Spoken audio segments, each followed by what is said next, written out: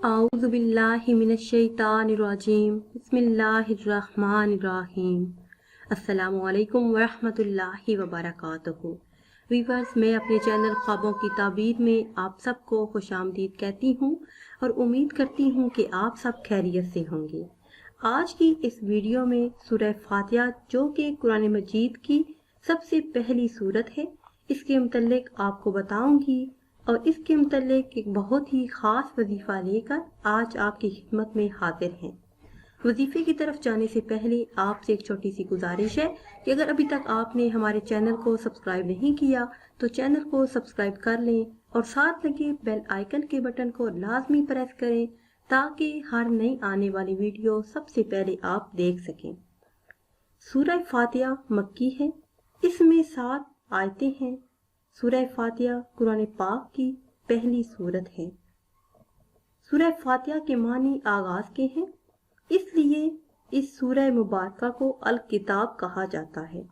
हदीस मुबारका में है कि अल्लाह ताला ने फरमाया कि मैंने नमाज को अपने बंदे के दरमियान तकसीम कर दिया। इससे मुराद है सूरह फातिहा। सूरह फातिहा को अगर ईमान और यकीन के साथ पढ़ा जाए तो हर बीमारी से शिफा हासिल होती है। इस सूरह मुबारका के 30 नाम और भी हैं।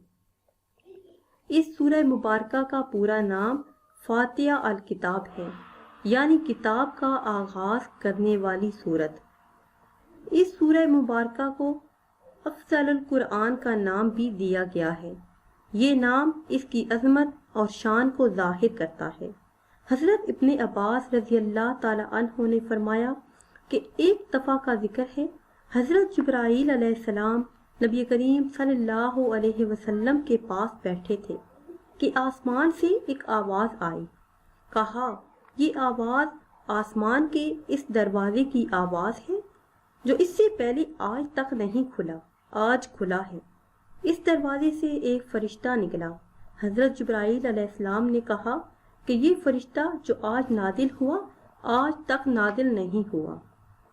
फरिश्ते ने नबी करीम सल्लल्लाहु अलैहि वसल्लम से कहा कि मुबारक हो इन 2 नूरों की जो आपसे पहले किसी को अता नहीं किए गए, आज आपको अता किए गए। सूरह फातिहा और सूरह अल बकरा की आखिरी आयत।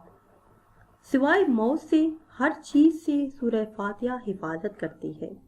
हजरत अली रज़ी अल्लाह ताला अन्हु फरमाते हैं कि ये सूरह मुबारका आसमान के खजानों से अता की गई है और जो कुछ कुरान करीम में है इसका खुलासा सूरह फातिहा में है। वजीफा आपको बताते हैं, सुबह के वक्त सुबह की नमाज के बाद अगर सूरह फातिहा को 5 मरतबा पढ़ा जाए, उसके बाद जायज हाजत के लिए जो भी दुआ मांगी जाए तो अल्लाह अज़्ज़ा व जल वो अता कर देते हैं। इस सूरह मुबारका को पढ़ने के बाद हाथ उठा के अल्लाह तबारक व तआला से जो कुछ तलब किया जाए अल्लाह पाक वो अता कर देते हैं। व्यूअर्स, ये थी हमारी आज की वीडियो। उम्मीद करते हैं कि आज की ये वीडियो आपको पसंद आई होगी। अगर ये वीडियो आपको पसंद आई है तो कमेंट्स में ज़रूर बताइएगा। नई वीडियो के लिए हमारे चैनल को सब्सक्राइब कर लें। फिर हाजिर होंगे एक नई वीडियो के साथ। तब तक के लिए इजाज़त दीजिए। अल्लाह हाफिज़।